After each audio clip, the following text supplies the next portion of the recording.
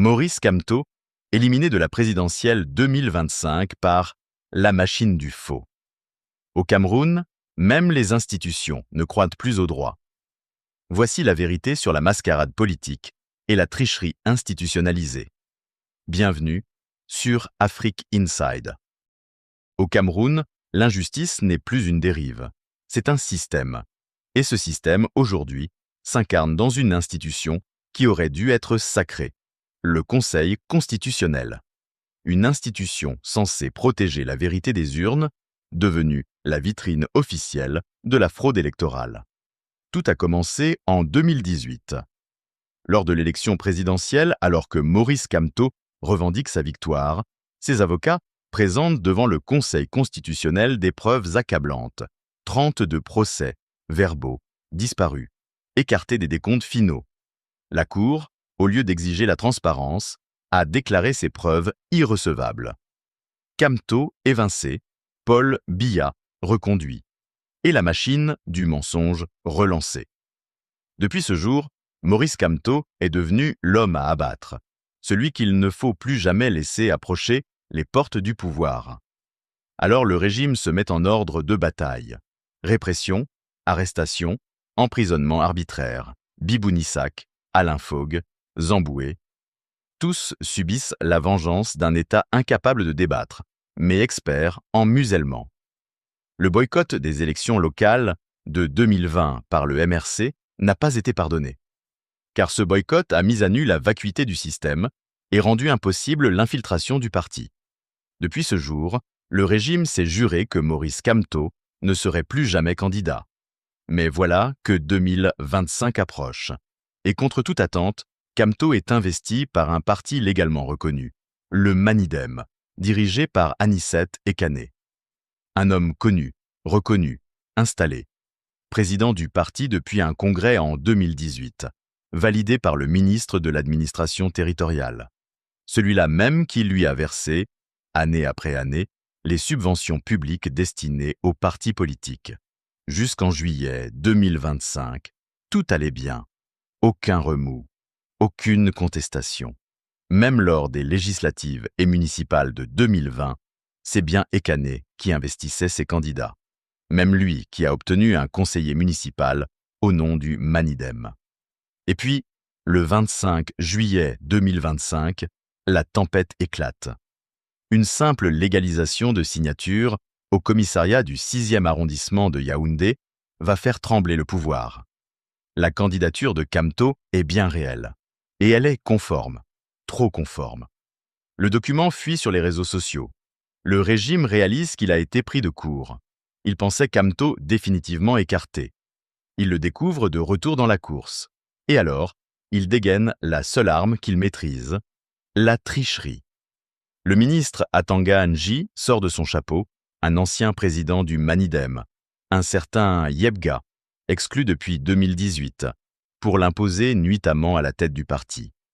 Mieux encore, dans la nuit, on pirate le site officiel du ministère de l'administration territoriale pour remplacer le nom de Ekane par celui de Yebga. Le lendemain, une correspondance est envoyée à Elekam pour notifier ce changement. 2 jours seulement après le dépôt de candidature de Kamto. Le but est clair, créer une confusion, une double investiture fictive et donner au Conseil constitutionnel un prétexte pour invalider la candidature. Mais l'absurde ne s'arrête pas là. Atanga Nji affirme que Ekane n'est plus président depuis 2021. Très bien. Alors, simple question.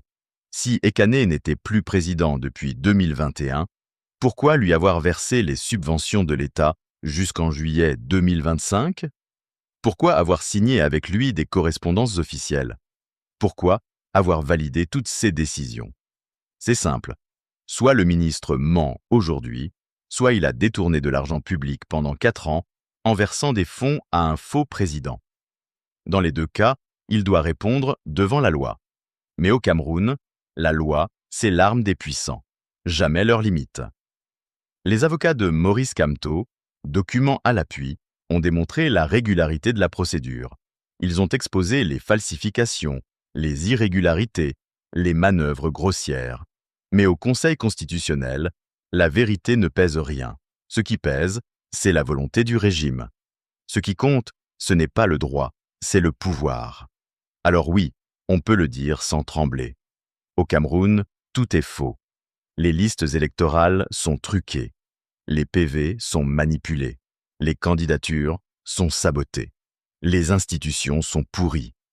Et le Conseil constitutionnel est devenu le nœud central de ce système. Il ne garantit pas la vérité. Il l'enterre. En invalidant une candidature légale, le régime de Yaoundé ne fait pas que trahir un homme. Il trahit un peuple. Il trahit l'espoir d'une génération. Il prend le risque d'embraser le pays pour préserver un trône déjà vermoulu. Mais qu'il le sache, un jour, les peuples se lèvent. Et ce jour-là, ni les juges complices, ni les ministres fraudeurs, ni les présidents fantômes ne pourront échapper à la vérité. Parce que la vérité, elle finit toujours par gagner, même au Cameroun.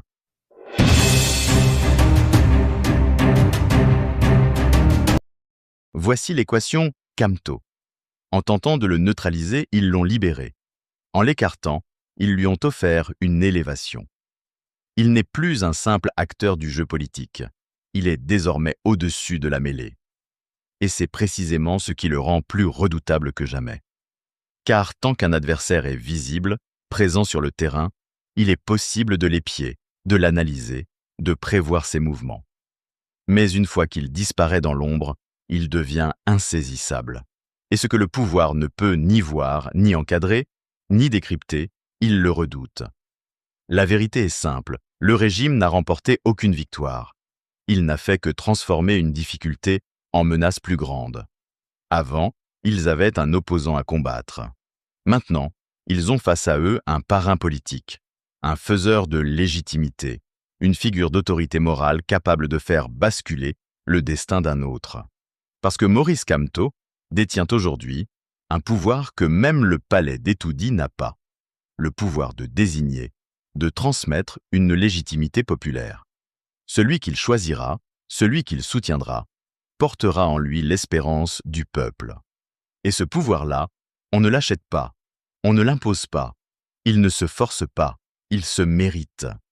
Alors posez-vous la vraie question, qui est le plus redoutable? Celui qui siège ou celui qui influence celui qui siège? Le régime le sait, et il a peur. Il a fermé la porte à Kamto, mais désormais, il surveille toutes les issues, guettant le moindre signe de son retour par une autre voie. Tous les candidats retenus deviennent des suspects potentiels. Tous sont désormais des cibles de suspicion.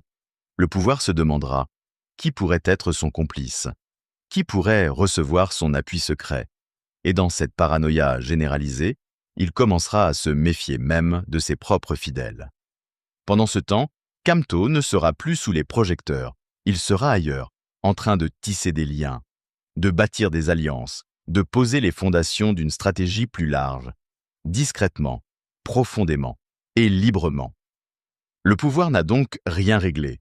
Il a simplement déplacé le champ de bataille. Et en faisant cela, il a aussi ouvert la porte à une autre forme de lutte. En bloquant les urnes, en piétinant le droit, en fermant la voie légale, il a légitimé la radicalité.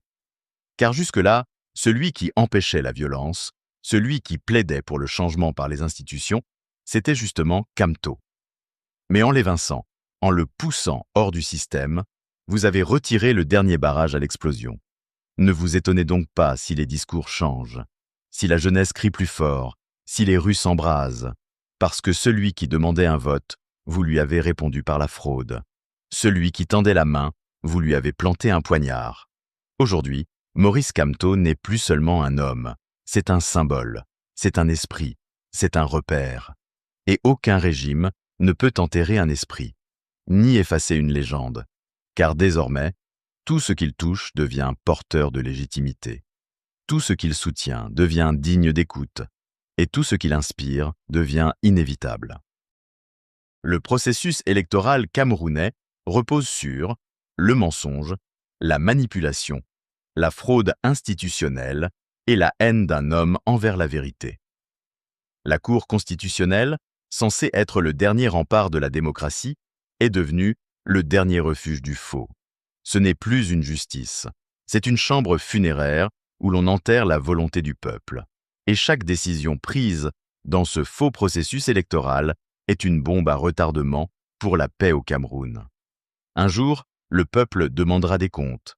Et ce jour-là, ni les faux PV, ni les juges complices, ni les ministres manipulateurs ne pourront se cacher derrière les rideaux de la République.